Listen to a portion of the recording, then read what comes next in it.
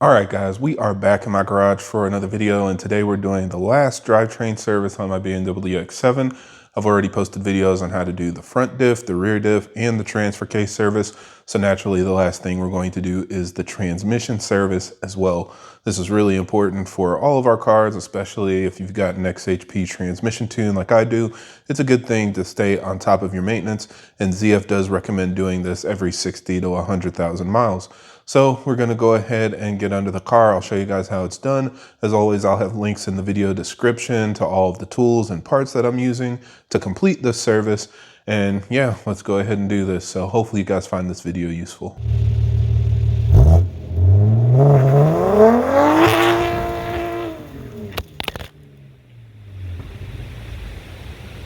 Now, as always, for everybody that's new to the channel, I create these videos to help keep you updated on the latest developments in our community, as well as discuss technical topics so that we have a better understanding of how our engines work. So if you're interested in more videos like that, be sure to subscribe because there will be a lot more coming out in the future.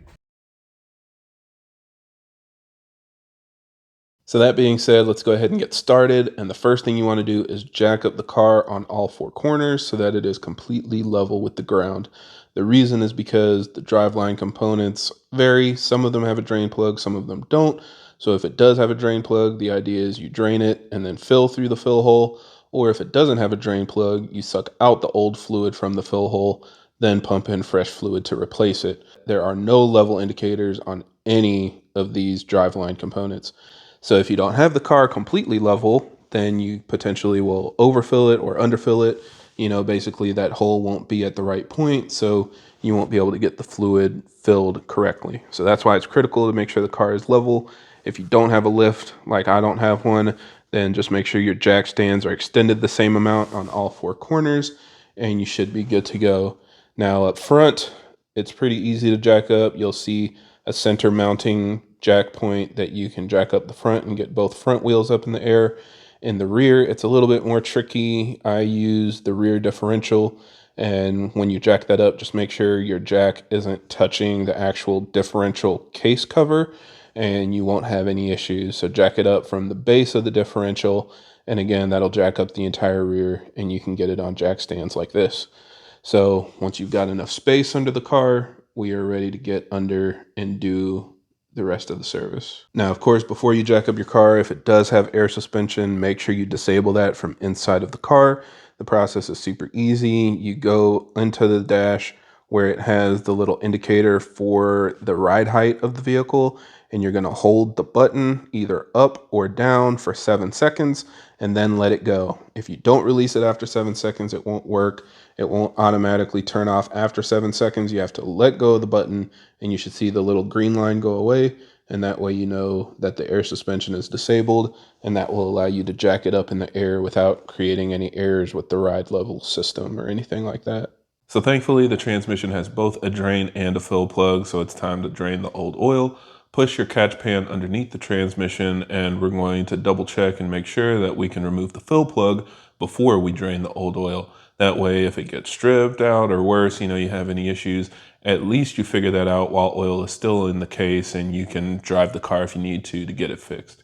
So the fill plug is an 8mm Allen. Squeeze it in this area and just kind of crack it loose to make sure it can come off. I used a long box wrench for a little bit more leverage because a big Allen key won't fit in this tight of a space. So basically you need a stubby Allen with a super long arm in order to loosen this plug. The drain plug itself is even bigger. It's a 10mm Allen. It feels a bit weird when you're opening it because it kind of skips and almost makes like a cracking or popping sound while you're loosening it. But as long as the whole plug is turning, then you're doing the right thing. Eventually you see it starts to spin freely, and then it'll just come off. Just be ready for a mess because oil leaks out from the entire perimeter of the plug as you're loosening it, so you can see it's pretty much getting everywhere. Although I'll say this is the perfect time to watch the beauty of the transmission oil drain as it does its synchronized dance.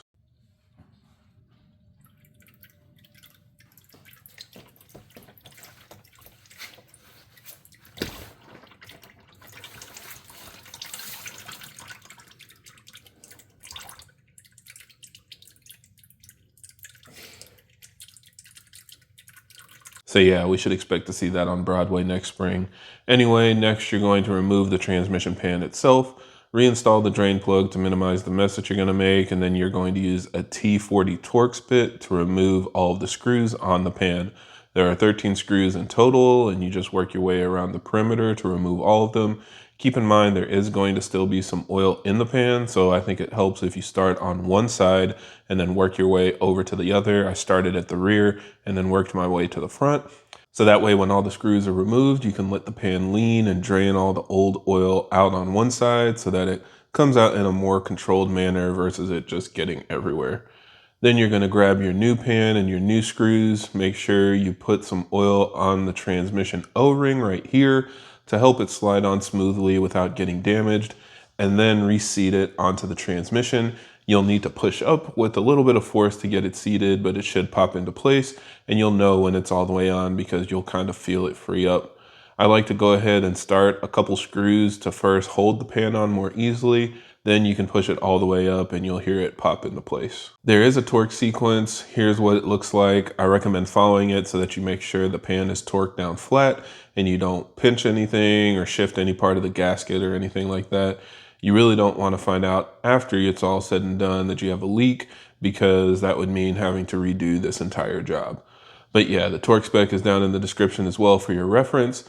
And just to double check, make sure that the drain plug is tight as well. Mine was slightly loose, so I don't know that it would have actually leaked, but it's a good idea to just tighten it before you start filling the trans. So now move your catch pan under the fill plug, because the last step is literally to fill the transmission until it's overflowing. Since there's no level sensor, the level of the fill hole is what determines if the trans is full. So go ahead and remove the fill plug. And for the trans, I'm going to use the ZF branded fluid instead of the OEM fluid. It works well in my experience, and since this is a ZF transmission, I have a lot of faith in it. This is also the same fluid extractor that I used for my front diff, my rear diff, and my transfer case. So I'll also have that linked in the video description in case you want to use the same tool. It's great, it works with everything, and here you can see I just easily suck out the fluid from the bottle. And then we're going to get back under the car and pump it into the transmission. I do recommend pumping it in slowly just to make sure that it goes into the trans. When we had the pan off, you saw all the internals and everything. So just consider that you don't want to squirt it really hard into a wall of components that could potentially make the fluid push back out prematurely. So this is going to get a little bit tedious. Just be patient, especially if you have the 200cc extractor like mine. You'll literally be going up and down almost 20 times to get this full. Also, you can see my exhaust is slowly but surely getting completely covered in residue. Don't be overly careless, obviously, but don't worry too much about it either, because when you start up the car, it'll just burn off the exhaust. I did end up getting about 3.5 liters in before the transmission fluid was consistently coming out of the fill hole in a small stream, and that is your sign when the transmission is full. Well, almost full. You're going to go ahead and hand tighten the new fill plug, but the last step, while it does sound sketchy, is to actually do the fill procedure with the car running. This makes sure that the torque converter is full, and it allows you to go through the gears and fill up all of the solenoids and everything in the transmission's internal components. So if you're in the garage, go ahead and open the garage door and start the car.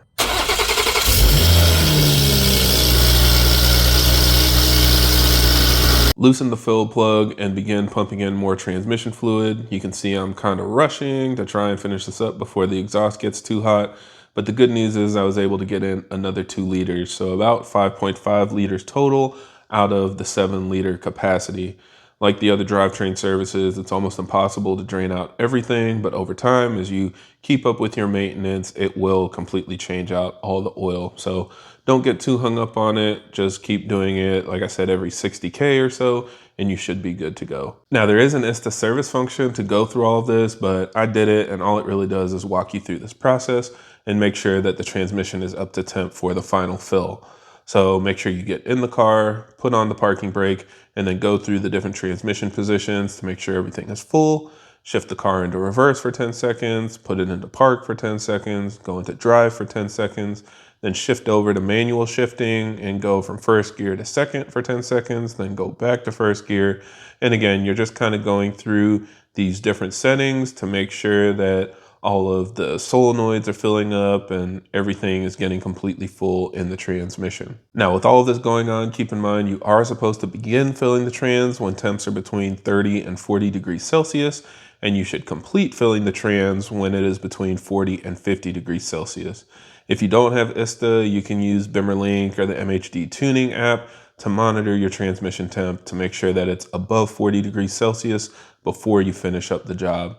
I did have to wait a few minutes for the trans to get all the way up to 40 degrees Celsius before sealing it back up, just to make sure that nothing indicated I needed to add more transmission oil. You know, if it wasn't really dripping out anymore, or I wasn't seeing that small stream of fluid coming out of the fill hole, then that would indicate I still need to add more transmission oil. But there was still a steady stream spilling out, so I just reinstalled the fill plug, and then you can torque it to spec. Again, I will have the spec listed in the video description, and then wipe the pan clean up the mess, and reinstall the under trays before lowering the car back on the ground. And that's how the job is done. So pretty straightforward, as you can see. Some people do like to drive the car around a little bit more so they can actually shift it through all 8 gears. The car doesn't let you do that while it's standing still.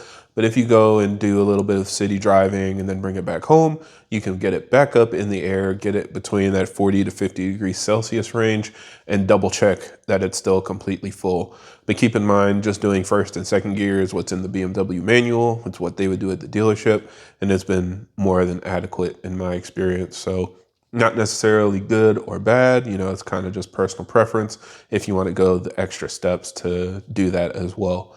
But yeah, I'm very happy to say that I've completed all the drivetrain services on my X7 now. And at this point, I just plan on doing it every 60K. So it's 60,000 miles, 120,000 miles, 180,000 miles.